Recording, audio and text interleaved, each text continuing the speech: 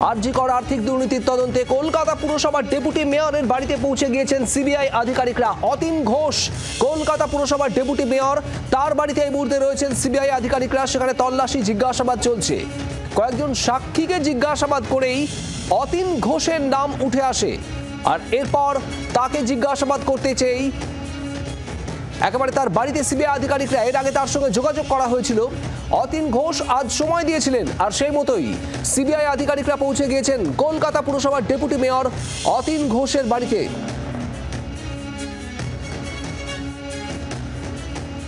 এই মুহূর্তে কি চলছে সেখানে জানবো। সরাসরি সেখানে রয়েছেন আমাদের প্রতিনিধি রক্তিমা দাস। রক্তিমা, এখনো কি সিবিআই আধিকারিকরা অতীন ঘোষের বাড়ির ভিতরেই রয়েছেন? কি আপডেট?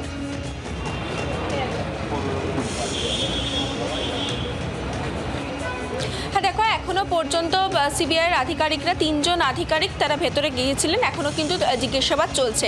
দেখো, প্রায় 1 ঘন্টা হয়ে গেছে, এখনো জিজ্ঞাসাবাদ চলছে।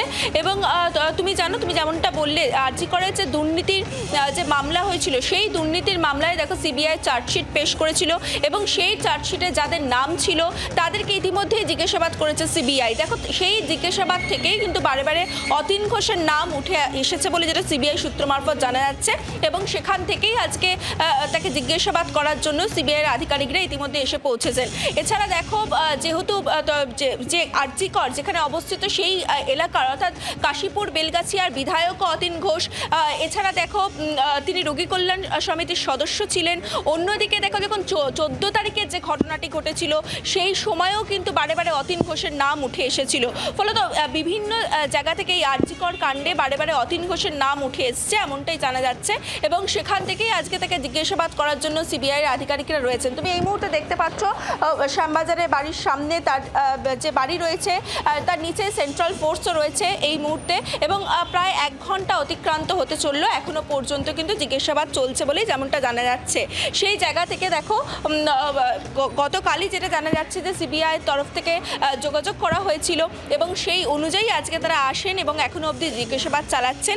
এই ঘটনার সঙ্গে অতীন ঘোষ কোনোভাবে জড়িয়ে রয়েছেন কিনা, যে মূলত যে আর্থিক কেলেঙ্কারি বা আর্থিক দুর্নীতির যে মামলাটি হচ্ছে, তার সঙ্গে তার কোনোভাবে যোগসাযোগ আছে কিনা, তার জিজ্ঞাসাবাদ করার জন্যই কিন্তু আজকে তারা এসেছেন। একেবারে রক্তিমা, তুমি নজর রাখো, অর্থাৎ 1 ঘন্টারও বেশি সময় পেরিয়ে গিয়েছে, এখনো পর্যন্ত অতীন ঘোষের বাড়িতে রয়েছেন সিবিআই আধিকারিকরা। যে ছবি রক্তিমা দেখাচ্ছে, আপনারা দেখছিলেন, নিরাপত্তা রক্ষী তারা বাইরে রয়েছে, কেন্দ্রীয় বাহিনীর জওয়ানরা, এবং ভেতরে সিবিআই আধিকারিকরা, অন্তত 3 জন আধিকারিক রয়েছেন ভেতরে। আর এ নিয়েই বিধানসভা স্পিকার বিমান বন্দ্যোপাধ্যায় তিনি কি বলেছেন শোনাবো।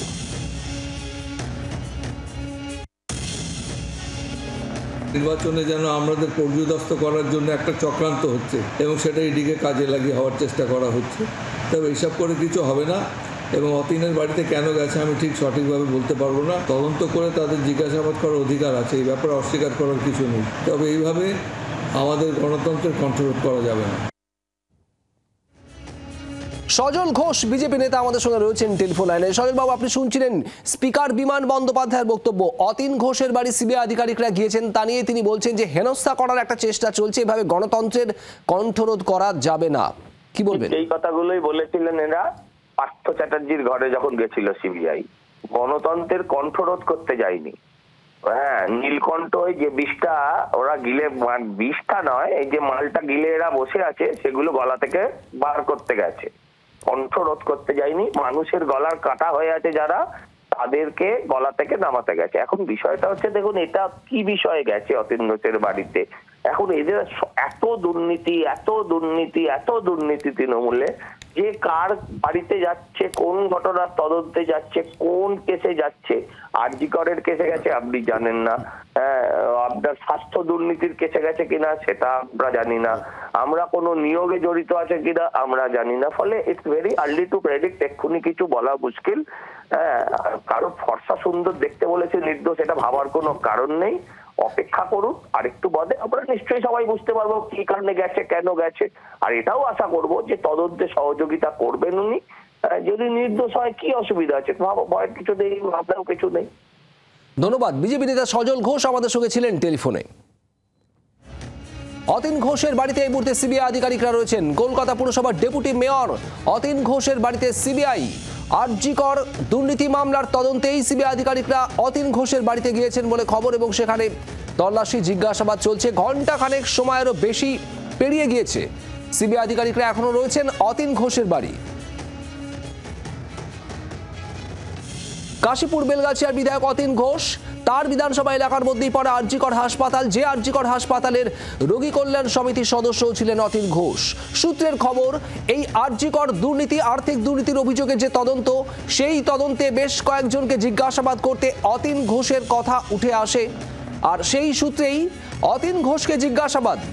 আজ এই মুহূর্তে শ্যামবাজারে অতীন ঘোষের বাড়িতে রয়েছেন সিবিআইয়ের 3 আধিকারিক। অতীন ঘোষের কাছ থেকে ঠিক কি জানতে চায় সিবিআই, এই মুহূর্তে প্রশ্ন সেটাই। অতীন ঘোষের বাড়িতে রয়েছেন সিবিআই আধিকারিকরা। আরজিকরের রোগী কল্যাণ সমিতির সদস্য ছিলেন অতীন ঘোষ। আরজিকরের যে দুর্নীতির অভিযোগে মামলা হয়েছিল, যে মামলার তদন্তভার পায় সিবিআই, সেই অভিযোগে ঠিক কি উঠে আসে তদন্তে, সেদিকেই নজর। আজ সেই তদন্তের স্বার্থেই অতীন ঘোষকে জিজ্ঞাসাবাদ, তার বাড়িতে তল্লাশি সিবিআই আধিকারিকদের। তৃণমূল নেতা দেবাংশু ভট্টাচার্য এই মুহূর্তে আমাদের সঙ্গে রয়েছেন টেলিফোন লাইনে। দেবাংশু, অতীন ঘোষের বাড়িতে পৌঁছে গিয়েছেন সিবিআই আধিকারিকরা, ঘণ্টাখানেক পেরিয়ে গিয়েছে, সেখানে জিজ্ঞাসাবাদ চলছে। যদিও বিজেপির বক্তব্য এত দুর্নীতি হয়েছে শাসক দল তৃণমূল কংগ্রেসের নেতৃত্বে, তাই কখন কার বাড়িতে সিবিআই পৌঁছচ্ছে বোঝা যাচ্ছে না, এটা বিজেপির বক্তব্য। সজল ঘোষের, দেখুন, দুর্গাপুজো আসছে, আমরা কিভাবে বুঝতে পারি? কাশ ফুল ফুটেছে, মহালয়া আসছে, লোকে কেনাকাটি শুরু করেছে, এগুলো দেখলে বোঝা যায় দুর্গাপুজো আসছে। তেমন ভোট আসছে কিভাবে বোঝা যায়? যখন বিরোধী রাজনৈতিক দলের বাড়িতে সিবিআই যায়, ইডি যায়, ওটা হচ্ছে কাশফুল ফোটার মতো ভোট আসার ইঙ্গিত। তো এটা তো ন্যাচারালি আমরা গত কয়েক বছর ধরেই দেখছি। আপনারাও সাংবাদিকতা করছেন, আপনাদের কাছেও এটা আশা করি নতুন নয় যে ভোট এলে সিবিআই ইডির যে আসা যাওয়া ডেলি প্যাসেঞ্জারি, সেটার আধিক্য কি হারে বৃদ্ধি পায়। ফলে এটা তারই একটা অংশ। আর স্বাভাবিকভাবে আজ অব্দি সিবিআই ইডি তৃণমূল কংগ্রেসের যতজন নেতাকে গ্রেফতার করেছে বা হেনস্থা করেছে গত 14 বছরে, তাদের একজনের বিরুদ্ধেও ফাইনাল চার্জশিট দিতে পারেনি, একজনকেও সাজা পাওয়াতে পারেনি গত 14 বছরে, নট এ সিঙ্গেল ওয়ান। ফলে স্বাভাবিকভাবে আমরা যে দাবিগুলো করে আসছি, এগুলো সবটাই রাজনৈতিক চক্রান্ত।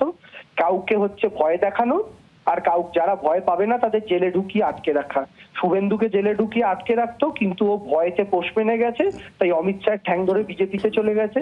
হেমন্ত বিশ্ব শর্মারা একই পলিসি নিয়েছে। বাকি যারা পারেনি তারা জেলে যাচ্ছে, কেউ আর কেউ লড়াই করছে।